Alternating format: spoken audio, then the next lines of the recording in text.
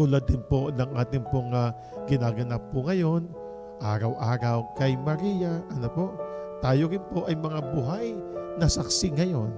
Kahit hindi natin nakita, ang ating Panginoong Hesukristo, tulad ng mahal na ina, tayo po ay sumasampalataya sa ating Panginoong Diyos. Kung bukal sa ating kalooban ng pagdadala natin ng bulaklak sa harapan ng ating mahal na ita, itong bulaklak na ito ay ipinaparating